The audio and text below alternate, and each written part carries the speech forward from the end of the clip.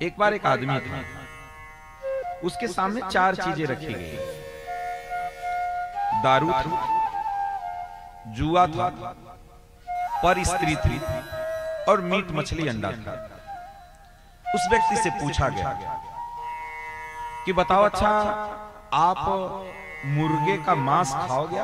मांस खाओगे? बोला ना ना रे, जीवों को मार करके नहीं खाना, उसमें उसका मर्डर हुआ है भाई, उसकी मृत्यु हुई, नहीं खाना, हमको नहीं खाना। बोले चलो चलो। बोले जुआ खेलोगे? बोले नहीं नहीं। जुआ खेले, युद्ध स्वयं युधिष्ठिर महाराज जुआ खेले, पत्नी को भी हार गए, जुआ भी नहीं खेलेंगे। उसके सामने क्या रखा गया?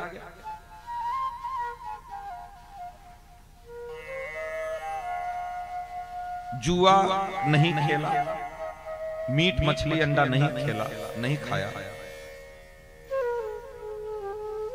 पर स्त्री रखी गई। बोले आप पर स्त्री के पास जाओगे?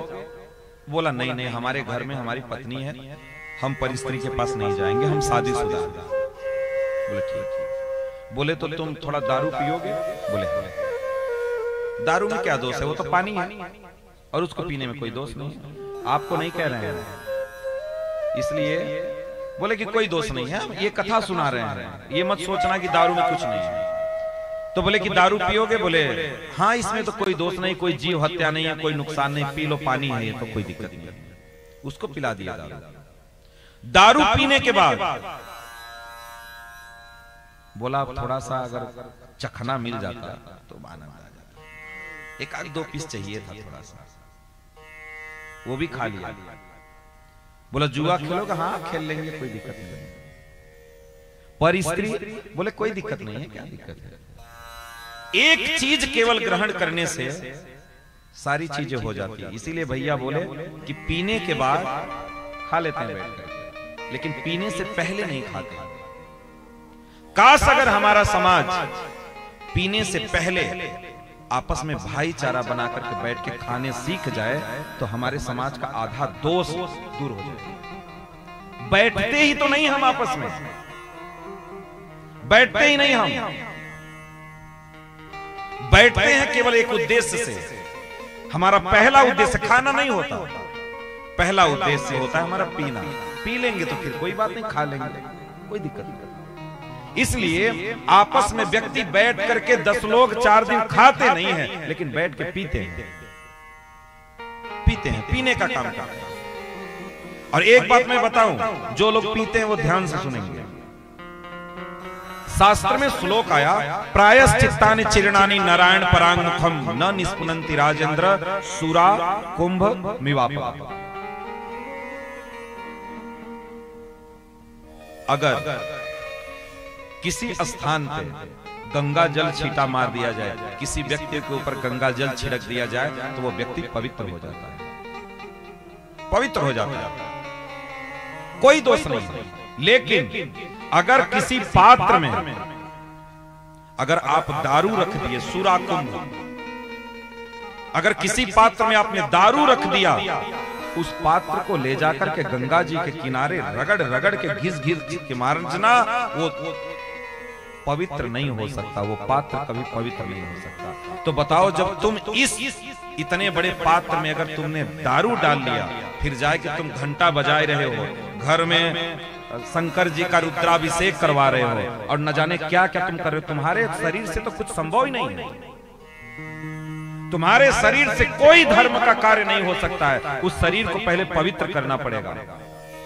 आप जानते हो, अगर आपने जीवन में एक बार दारू मुर्गा का सेवन किया है तो आपको 12 साल हरिनाम जप करना पड़ेगा इस शरीर को पवित्र करने के लिए, फिर आपको इस शरीर से धर्म का कार्य कर सकते हैं, उसके पहले नहीं कर सकते।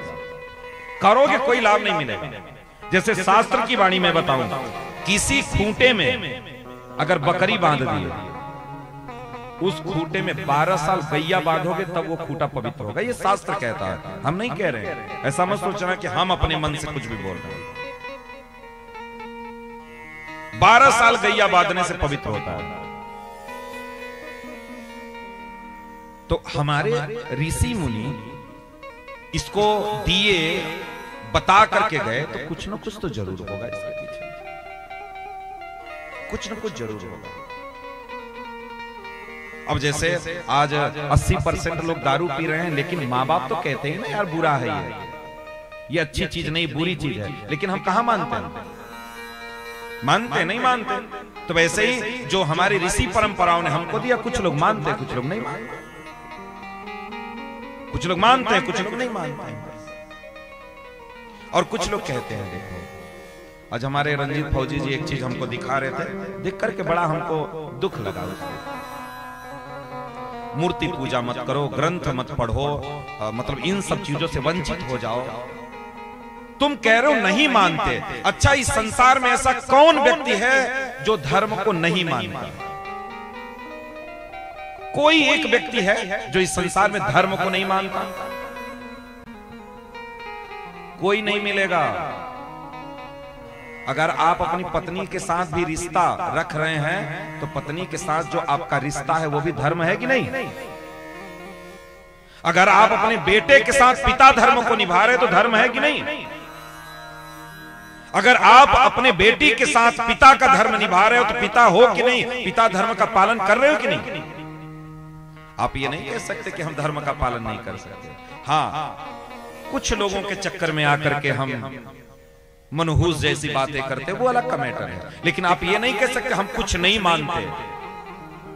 जो लोग भगवान को नहीं मानते हैं वो आदमियों की मूर्ति बना करके पूज रहे हैं कि नहीं पूज रहे हैं?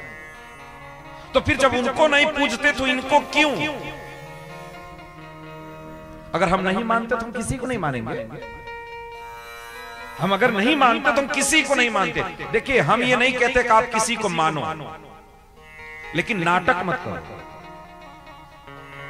नाटक मत करो। नाटक करना ये गलत है, नाटक नहीं करना है। जो करना ईमानदारी, जैसे मैं मानता हूं तो दिल खोल करके मानता हूं, कंठी पहना हूं, तिलक लगाता हूं, चोटी रखा हूं, धोती कुर्ता पहन करके चलता हूं और उसके गुणों को गाता हूं। कोई हमको रोक नहीं सकता है। आपकी सुनने की नहीं इच्छा, आप जा सकते हैं, लेकिन हमको रोक नहीं सकते आप। और आप नहीं मानते तो हमें कोई फर्क नहीं पड़ता है। लेकिन तब फिर कथा में फिर तिलक चंदन कंठी काहे के लिए, किस लिए थी? हम नहीं मानते फिर नहीं मानते। अगर भगवान है तो हम पूजते हैं, नहीं है तो पूजेंगे ही क्यों? फिर घर में अगरबत्ती क्यों जलाना? फिर घर का गृह प्रवेश क्यों? फिर घर बनवाने लगेंगे तो न्यू का पूजन क्यों? फिर बेटी का विवाह करेंगे पंडित जी को क्यों बुलाएंगे? फिर घर में रुद्राभिषेक क्यों? क्यों भाई?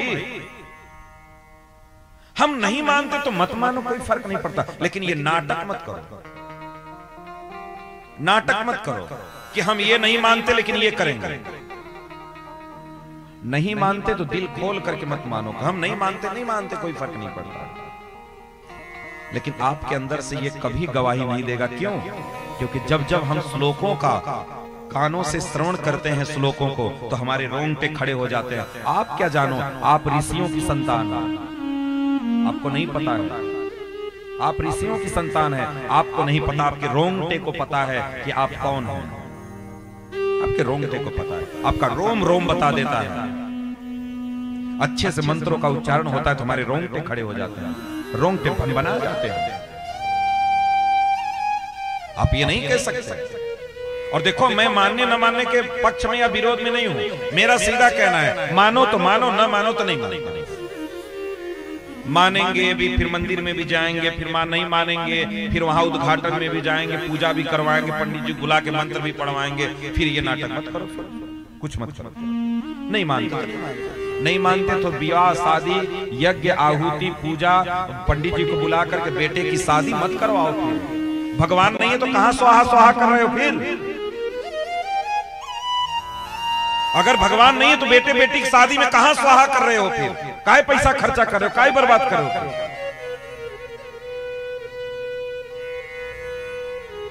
नहीं है तो नहीं है, नहीं है तो तुम्हारी पत्नी फिर काहे के लिए कड़वा चौथ का व्रत रखती है? काहे शंकर जी को जल चढ़ाने जाती है? अपनी पत्नी को मना करो ना।